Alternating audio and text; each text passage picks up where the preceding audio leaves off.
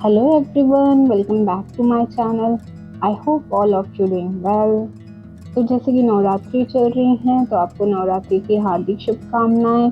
तो नवरात्रि के लिए ही मैं आज की रेसिपी शेयर करने जा रही हूँ क्योंकि हम सभी का फास्ट होता है और फास्ट में हमें फास्ट की रेसिपी की ज़रूरत होती है। तो आप ये ट्राई कर सकते हैं। तो आज मैं बनाने जा रही हूँ साबूदाना वड़ा।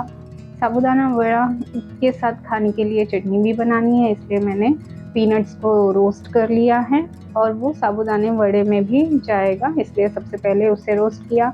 और हमें लगेंगे आलू, तो आलू भी बॉईल कर लिया। अब सबसे पहले चटनी बना लेते हैं। तो मैंने थोड़े से पीनट्स लिए, उसमें 2 हरी मिर्च डाली, थोड़ा सा धनिया, थोड़ा सा ज़ीरा और थोड़ा सा शुगर और थोड़ा सा नमक और 1 टेबलस्पून दही डाला और थोड़ा सा पानी मिलाकर इसको ग्राइंड कर लिया और हमारी चटनी रेडी है, जो वड़े के साथ खाने में टेस्टी लगती है। और ये उपवास की ही फास्ट की ही चटनी है, तो आप फास्ट में इसे बनाकर खा सकते हैं।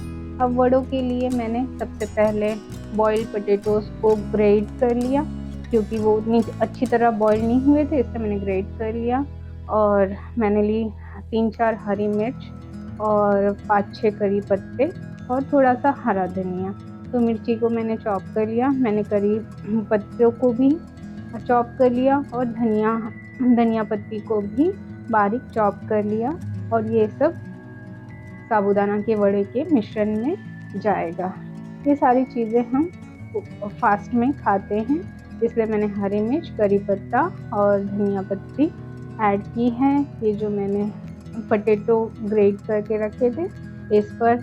अब इसके बाद मैं ऐड करूँगी साबूदाना, जो मैंने ओवरनाइट सोक किया था, तो वो अच्छी तरह से भीग गए थे। अब मुझे जितने वड़े बनाना है उस हिसाब से मैं साबूदाना ले लूँगी। इतना सारा साबूदाना अच्छी तरह से भीग गया था और अच्छी तरह से भीगना ज़रूरी है, नहीं तो वड़े अच्छे नहीं बनते। जो मैंने पीनट्स मूंगफली रोस्ट की थी, भुना हुआ था, उसका पाउडर कर लिया था और वो पाउडर मैंने इस वड़े के मिश्रण में ऐड किया और इसमें डाला मैंने नमक डालकर मैं इसे अच्छी तरह मिला लूँगी। सॉरी, मैंने जीरा भी ऐड किया, वो मैं बोलना भूल गई थी, इसलिए अभी मैंने बता दिया कि मैंने थोड़ा सा ज़ीरा भी ऐड किया था इन वड़ों में।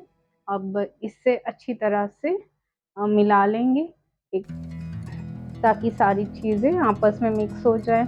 जो भी मूंगफली का जो पाउडर है, वो आलू, साबूदाना, ज़ीरा, नमक, मिर्च, धनिया पत्ती और करी पत्ता, ये सब चीज़ें आपस में अच्छी तरह से मिल जाए, ताकि हर एक वड़े में सभी चीज़ों का टेस्ट बराबर आए।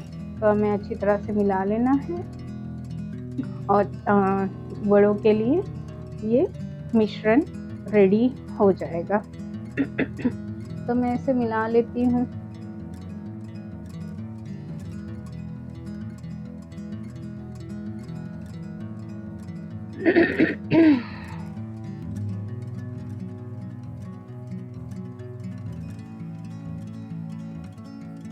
मैं थाली में मिला रही थी, इसलिए इधर उधर थोड़े छिटक रहे थे।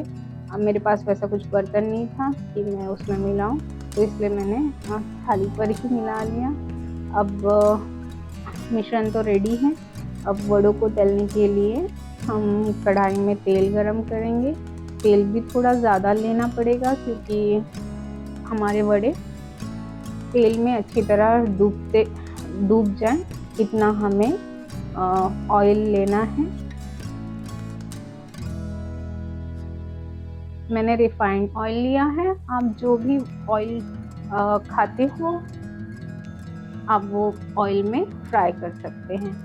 तो तेल कितना गर्म हुआ उसके लिए मैंने एक छोटा सा वड़ा बनाकर पहले टेस्टिंग की कि कितना गर्म है, क्योंकि एकदम ज़्यादा ऑयल भी गर्म नहीं होना चाहिए। अगर ज़्यादा गर्म है तो उसे थोड़ा ठंडा कर लें, क्योंकि ये वड़े अंदर तक पकने के लिए हमें स्लो टू मीडियम फ्लेम में पकाना होगा, जिससे हमारे वड़े अंदर तक पक जाएं। तो वड़ों का जो भी शेप होता है वो मैं बना रही हूँ। थोड़ा सा हाथ में पानी लगाया है। और जब भी आप साबूदाना का वड़ा बनाएं तो उसमें ज़्यादा आलू ना डालें। अगर आलू का क्वांटिटी साबूदाने की क्वांटिटी से ज़्यादा होता है तो हमारे वड़े तेल में जाकर वो बिखर सकते हैं, उसकी बाइंडिंग नहीं बनेगी। इसलिए आप हमेशा ये ध्यान रहें आपको कि हम साबूदाना की क्वांटिटी ज़्यादा होनी चाहिए और जो हम बॉइल्ड पोटैटोज़ ऐड करते हैं उसकी क्वांटिटी थोड़ी-सी कम होनी चाहिए, जिससे हमारे वड़े बिखरेंगे नहीं, टूटेंगे नहीं तेल में, नहीं तो सारा तेल भी खराब हो जाता है और हमारे वड़े भी खराब हो जाते हैं। तो ये निराशा ना मिले, इसलिए मैंने ये बता दिया। अगर आप इस ट्रिक से बनाएंगे तो आपके भी वड़े बिल्कुल टूटेंगे नहीं और अच्छी तरह बन जाएंगे। तो मैंने सारे वड़े 4-5 वड़े पहले से बना के रेडी कर लिए थे और एक के बाद एक तेल में छोड़ती गई। अब इन्हें स्लो टू मीडियम फ्लेम में पकने देंगे। अभी इन्हें कुछ भी नहीं हिलाना डुलाना है। जब वो अच्छी तरह से थोड़े पक जाएं उसके बाद ही हमें इस पे स्पून घुमाना है, क्योंकि वो ख़राब हो सकते हैं। इसलिए मैंने थोड़ा सा चम्मच की सहायता से हिलाया। अभी ये एक दूसरे से जुड़ भी गए थे तो मैं अभी धीरे धीरे इनको अलग करूँगी। और वो पकने के बाद वो अलग हो जाते हैं तो कोई जल्दबाजी ना करें। जब अच्छी तरह से पक जाते हैं थोड़ा, तब भी हमें उसमें चम्मच की मदद से हमें वड़ों को अलग करना है। वो आसानी से अलग हो जाते हैं और इस तरह से मैंने वड़ों को पलट दिया। इसी तरह हमें वड़ों को फ्राई करना है और जब गोल्डन फ्राई हो जाए, गोल्डन कलर के हो जाए, तब हमें तेल से निकाल लेना है। और हमेशा याद रखें इसे तेज़ आंच में बिल्कुल भी ना फ्राई करें। उससे क्या होगा, हमारे वड़े तो बहुत तुरंत पक जाएंगे, उसका कलर भी आ जाएगा ऊपर से, लेकिन अंदर की जो स्टफिंग होगी, जो भी अंदर का जो मिश्रण होगा वो अच्छी तरह से पकेगा नहीं और वो कच्चा कच्चा रहेगा। इसलिए आप ये ध्यान रखें कि हमें वड़ों को स्लो टू मीडियम फ्लेम में पकाना है, ना ही एकदम स्लो करना है, ना ही एकदम हाई करना है। स्लो टू मीडियम फ्लेम में वड़ों को अच्छी तरह से फ्राई कर लें। देखिए मेरे वड़े अच्छी तरह से फ्राई हो रहे हैं, इनका कलर भी बहुत सुंदर लग रहा है। अब ये अच्छी तरह से फ्राई हो गए हैं।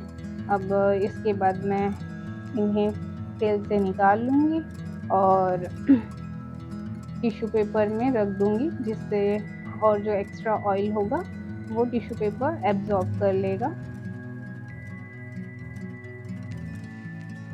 तो अगर आपका भी फास्ट है और आपको समझ में नहीं आ रहा है कि क्या बनाएं, तो आप साबूदाना वड़ा बना सकते हैं। अगर आपके मन में डर हो कि कहीं ये तेल में डालने से फूट ना जाए, तो आप वो ट्रिक आजमाएं, तो आपके वड़े भी नहीं बिखरेंगे और अच्छी तरह बन जाएंगे। तो इस चटनी के साथ, इस मूंगफली की चटनी के साथ ये खाने के लिए रेडी है और आप इसे एंजॉय कर सकते हैं।